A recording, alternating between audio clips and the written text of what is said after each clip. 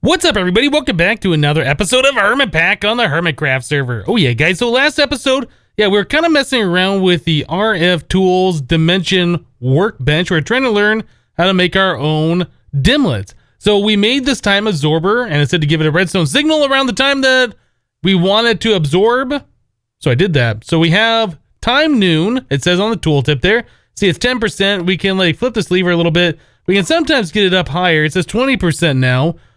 But yeah, if I leave this like this, it never does anything else. I left it overnight, and this is chunk loaded. So it seems like you have to wait until a brand new day and then flip the lever or turn it on or whatever when it's noon. So I have to do this, I guess, I don't know, 8 more days worth of Minecraft, so like hours worth of time to do it. I was like, you know what? This feels kind of silly. So I ended up setting up some redstone to automate this whole process. So you can see that I have a daylight sensor here, and we have our time absorber here that says time noon. You can see it's 100%. This happened automatically. So the way this works is we have a redstone comparator here that's getting an input from this lever on the side of 15. And then from the back, we have the daylight sensor giving it an input. Well, right now, since it's noon, it's giving it a 15. Once it gets to about 1 p.m. or whatever, this drops to, I think, level 14. And then the side and the back aren't the same, so it doesn't output to the front. The piston, the sticky piston here, will retract, and then this will no longer be getting a redstone signal. So this works pretty well.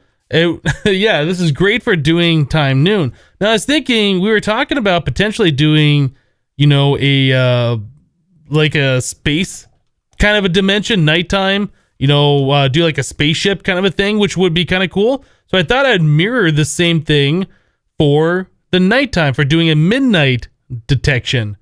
Unfortunately, the daylight sensor, when you have it in the negative mode, or I guess the nighttime mode, this thing, I guess, right as around mobs can spawn, like right as the sun goes down, like it pretty much jumps up to level 11 immediately, and it just stays 11 through the entire night. Yeah, and then once it gets about daytime, it goes back off again. So I can't really figure out how to get this thing to work at midnight, and leaving it automated like this, where it's at the redstone signal of 11, it does the same thing. It pushes this block over, gives this a redstone signal, but as you can see here, yeah, we're at time midnight. So apparently, if you do this incorrectly, not only does it not absorb time, but the amount of time that you've absorbed, yeah, it goes down. I tried having like some kind of a redstone pulsar on there, whatever, just to kind of like, you know, pulse it all the time, hoping that at midnight it would get it. Yeah, it doesn't work that way.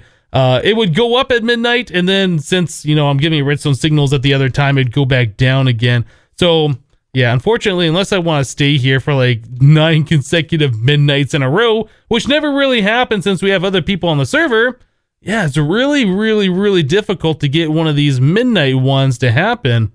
So I just got done playing around with different ideas on how to get this to work. I was thinking we could take the redstone signal off this daylight sensor. Once it gets to 11, we could have some kind of a timer, right? A timer countdown to whatever it would take for that to be 11 and it to be midnight, right? So however long that takes for the moon to travel from like this position in the sky to directly overhead, I guess that'd be like 2 or 3 minutes real lifetime, or maybe 5 minutes. I don't know, however long that is. I was thinking about doing that, but the problem is, what happens if the moon is just about there and then somebody sleeps? So like, how would you reset that? Yeah, I don't know. It's kind of one of those things that's really kind of difficult to figure out. So I just started messing around with OpenComputers. I was trying to find different things that we can search for in NEI here, like sundial. I didn't see anything in here that's like that. Look for clock. I was hoping that maybe there'd be some other way that we can see what time it is during the day, but it's really difficult in this particular mod pack anyway to tell when it's midnight. So, like I said, I just got done messing around with OpenComputers. I've never messed with OpenComputers before. In fact, you can see if I scroll back here a little bit, yeah, we get like all these achievements for crafting like almost every single part of OpenComputers. It's a little crazy with the achievements that they give you, but you know, whatever. So OpenComputers is kind of an interesting mod. I've never used it before. My only experience with computers in Minecraft has been ComputerCraft, which is like you build a computer, you right click on it, you're good to go. You can start writing programs and doing things like that. OpenComputers, not so much. First of all, if you even want to get started with this mod, yeah, you need to get yourself a computer case. There's varying tiers of computer cases. You can see we got a tier 3, a tier 2, a tier 1, and a creative computer case. I don't know what the differences are between these. Maybe it's like the amount of cards. Like if you right click on this thing, you can see there's a bunch of these different things that I've installed. I don't know. Maybe the different tier computer cases have more slots. I haven't played around with that. I don't know. But anyway, there's a creative computer case as well. So you need a computer case. You need a capacitor. This is something that kind of confused me for a while. You need a way for you to convert power into the open computer power. So you need a power converter, which attaches right to, I guess, our RF battery right now. So this is drawing RF in. It's converting it to the open block computer, or I'm sorry, the open computer power, whatever. I don't know. It's storing in this capacitor, and then that's going to power this, the tower, the computer case. You also need to build yourself a screen so you can see what's the output, what's going on. See, I was just doing some testing in here. And then you can also build a keyboard, which looks like the same thing. I actually don't know what this keyboard does. If you right click on it, it kind of gives you the same information as if you're on the screen, if you right click the screen. So I don't know. But anyway, I went through the tutorial. It showed how to do all this stuff. So I did it. It took me a while. You have to build like the CPU, these different cards, the memory, the hard drive. You have to make this EEPROM with a Lua BIOS, which was kind of fun to figure out how to do. And you also need like a disk drive. When you first start it up, it's like you're building a computer in real life. There is no operating system, so you need to install an operating system. There's like all these things, all these complicated things that I never expected this computer thing to be, because my only experience was ComputerCraft, right? So anyway, I got this all figured out. I have the disk drive here. You have to make this OpenOS operating system. You have to boot it up with this disk drive attached, and then tell it to install this, and it goes through this whole process. It's a fun thing.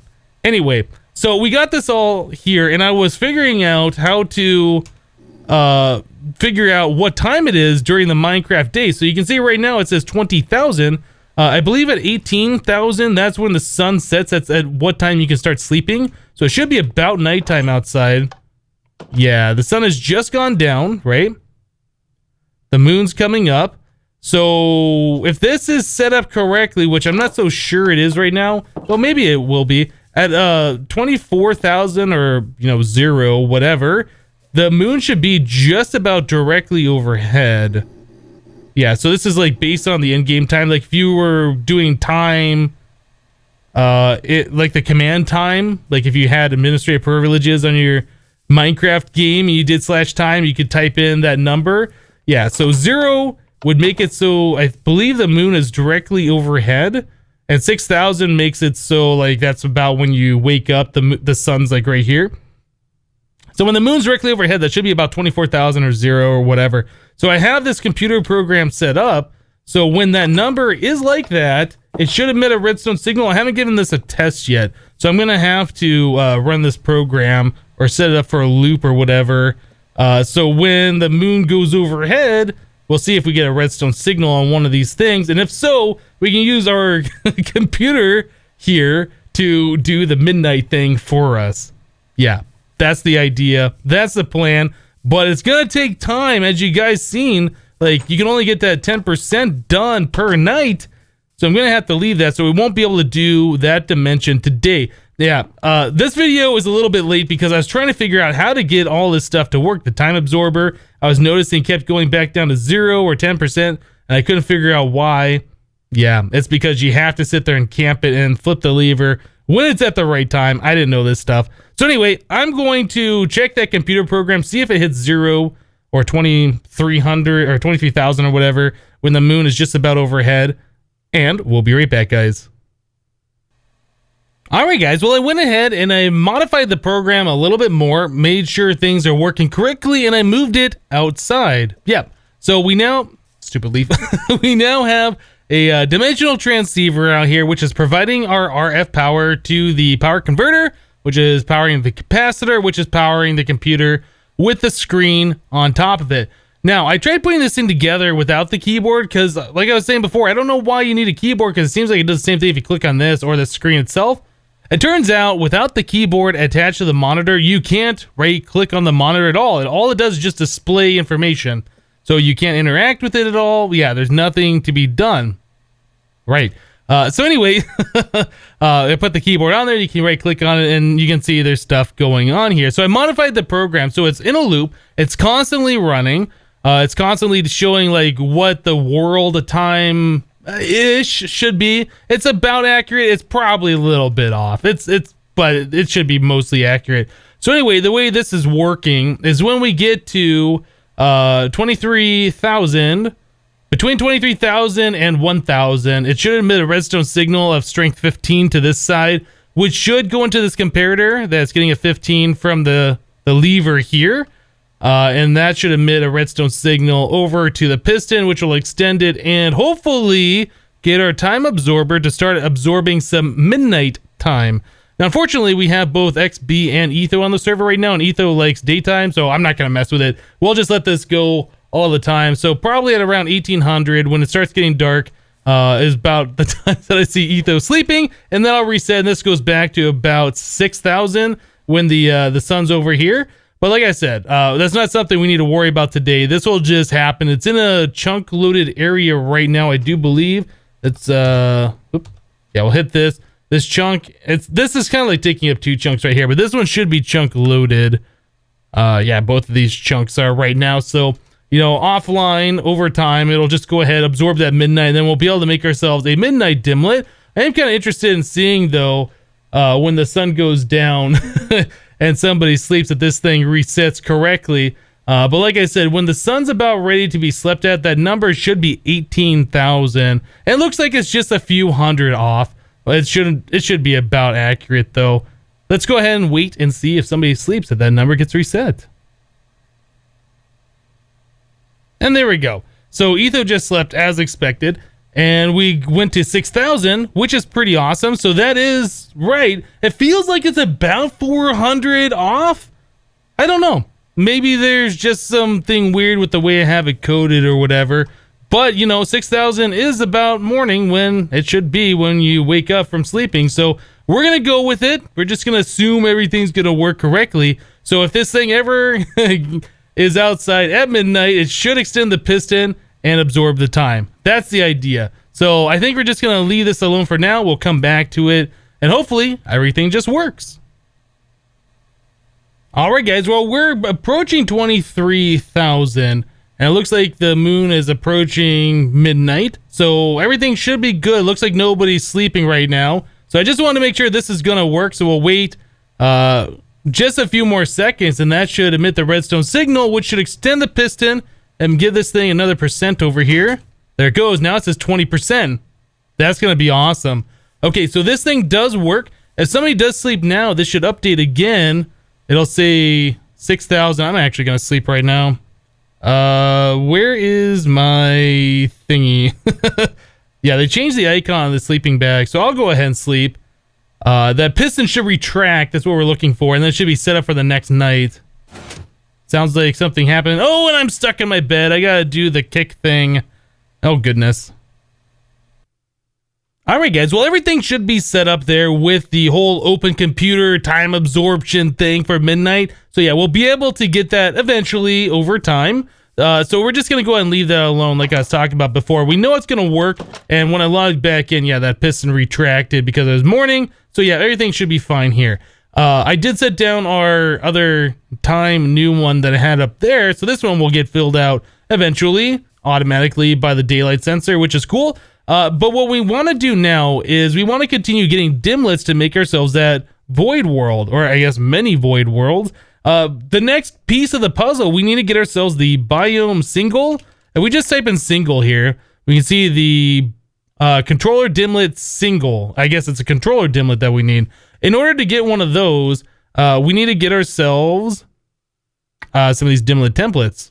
Yeah. In order to get a dimlet template, we need dimensional shards. Now, the dimensional shards are also pretty important as well for the RFTools machines. If you look at the RFTools machines, you can see how I think pretty much all of mine anyway say, oh, come on, say infuse 0%, right? Now we want to infuse those machines. Yeah, it says infused 0%. We want to infuse these machines because that lowers the power cost of having each machine running. And I think it also, on certain machines, makes them go faster, I think. I can't remember. Anyway, so it's a twofold thing. We want it so we can make that dimension, the dimension controller, or the controller dimlet single, I guess is what it should be called. We need for that, and we also want to lower the cost of our machines. So, like I was trying to do before, we can go to those RFTools dimensions and mine for the stuff, but I wasn't having any luck mining for it. So I think our next option now is to just go find ourselves a villager and make ourselves a powered spawner for the villager and spawn in a whole bunch of them. Now, I could have sworn we did that before.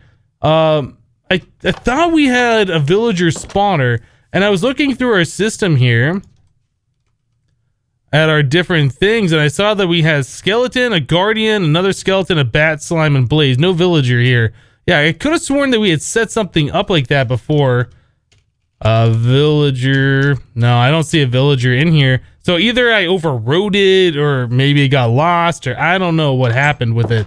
But anyway, I've got some soul vials here, so I'm going to go fly around. We're going to find ourselves a village. I'm going to take 1 or 2 villagers from that, and then we're going to spawn in a bunch of villagers. Hopefully we'll be able to get the RFTools villager pretty quickly.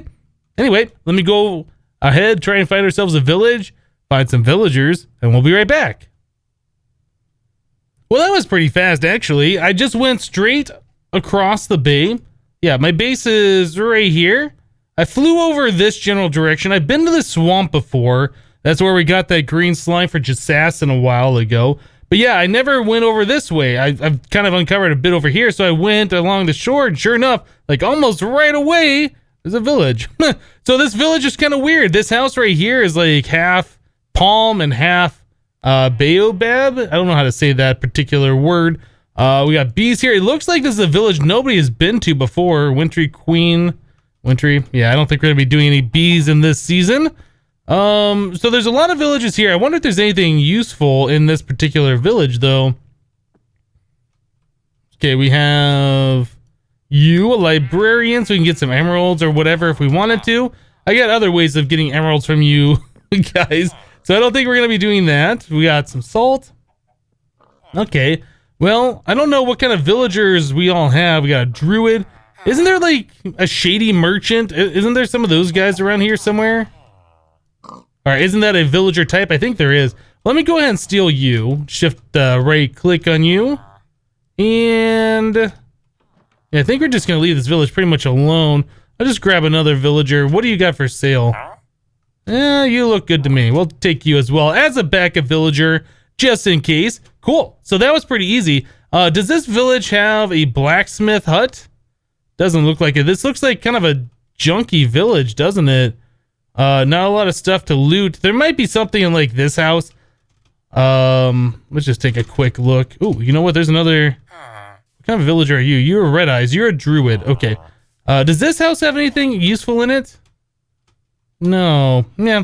This is kind of like a meh village. Not a lot here. Anyway, we got what we came for. Let's go ahead and make ourselves a spawner and see if we can get some better villagers. Well, alright guys, I just got back from an adventure. We had to get ourselves a broken spawner, so I did the Ender Dungeon Finder thing one more time. I got a broken spawner right here, so it was a skeleton spawner that I found. So I got ourselves a villager, and I went to put it in here, and you can't put the villager soul vial in there. I was like, what? Am I doing something wrong? So I went to look for some other soul vials that we have. We have a few other ones in here. We have like Enderman, which I haven't tried yet. What else do we have? We got horses. I think those are donkeys that I found. And I also have this butterfly from, I guess forestry. So let's go try some of these other ones. So the villager will not go in there, which is weird because I've never seen that before. Enderman, that goes in there. Horse, that goes in there. The forestry butterfly, that goes in there. But villager, no. Villager will not go in there. What about this one? I didn't try the other one. both villagers look like they have been blacklisted from these spawners. What? Is that a thing, like a setting in our configuration files? Or is that a thing that Ender.io is like, no, you can't spawn villagers anymore? I don't know. I've never seen that before. Huh. I wasn't really expecting something like that to happen either.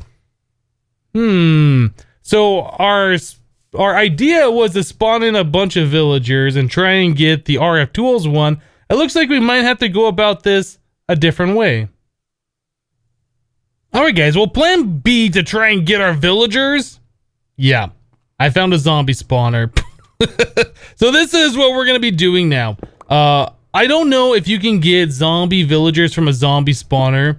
I assume you can. I don't know if I've seen it before though.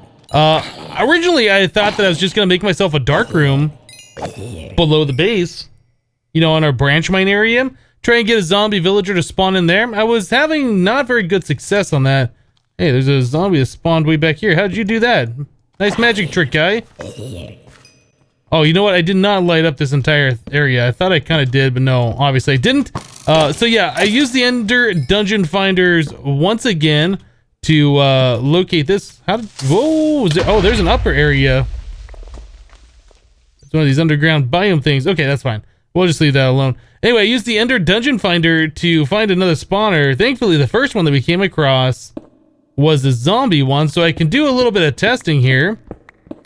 See if we can get a zombie villager to spawn. And if so, I'm kind of curious to see if we will be able to take the zombie villagers and make a zombie villager spawner out of it. I was looking in JEI here, and I typed in villager, or whatever, looking for it. I saw there's a soul vial with a zombie villager. It's actually named zombie villager, which is different than the angry villager and the villager.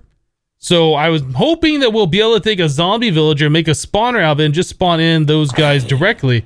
There's also these emerald apples from Cyclic, which cures zombie villagers. So it's just an emerald plus a gold apple, both of which we have a lot of. And we can, you know, make a spawner or whatever eventually, I think, to get emeralds maybe. Well, maybe we won't be able to do that if we can't make a spawner specifically for villagers, but we'll figure that out as we go. I saw this chest right here did have one of these capacitors in it. I think this is the next tier up from MODPACK. You can only find those in a dungeon. Whoa, whoa, whoa. Get him. So yeah, I'm just gonna sit here and let these guys spawn for a little while, see if we can get a zombie villager. Also, I did make myself a cardboard box from Mekanism. Yeah, with the cardboard box, it's just sawdust, wood pulp. You can put a log into a sag mill, and you get a bunch of the stuff. With the cardboard box, you can put that on a spawner and take it with you. So it's pretty nice. Shift right click on it to set it back down.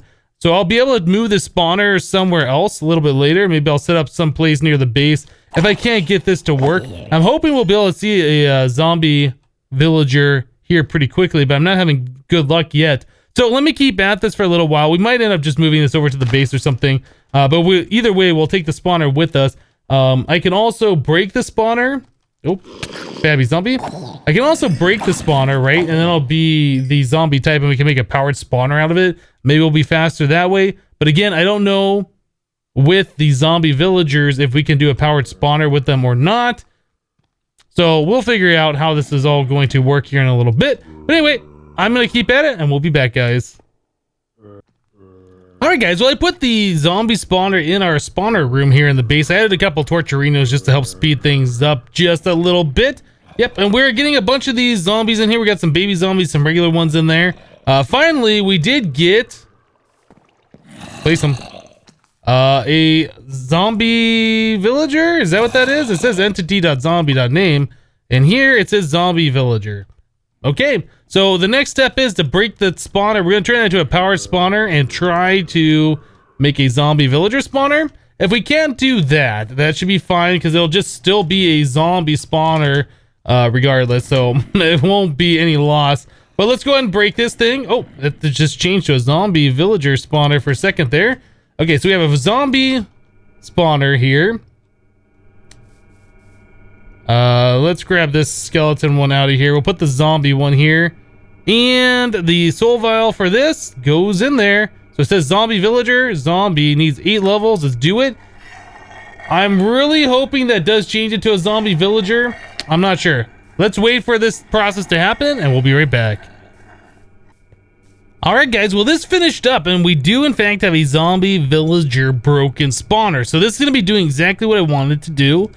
So let's combine this with a powered spawner on an anvil. We'll make the actual powered spawner version of it. So that plus this. It says zombie villager on there for 16 levels. Let's do it. All right, we'll go ahead and put an octatic capacitor in there. Boop. Okay, we should be good to go. So now we'll just go ahead and throw this over here in this guy where we had previously a rabbit spawner. Can I get through here now? The stupid elytra thing. I really got to make a better chest plate. So we'll put this here. It looks like it is powering up. So this needs to be set to active with signal. Okay, so I'll just power up now. It should only run when I flip the lever. Let's make sure we get zombie villagers. Check it out. We do. Perfect. Okay, so now the next thing that I want to know. Now that we can get zombie villagers, let me grab this thing. We want those apples. I don't know if that instantly changes the villagers, the zombie villagers into regular villagers, or if it's like, you know, you do the potion of weakness kind of a thing to them. Let me get rid of a few of these guys. Get rid of you. Let's just have one here, because I don't want the other villagers attacking each other. So if I give you one of these things, what happens? Okay, so it's like we did the potion of weakness, and we gave him the golden apple. So it's just this apple. We don't have to do the potion of weakness. And the recipe for these were the golden apple plus an emerald. Now, does that make these guys go faster? I don't know. So it might be a thing where I have to set up an area, put in a bunch of these zombie villagers, and then give them all the apples, and hopefully one of them will turn into the RFTools villager. Let's see what this guy turns into.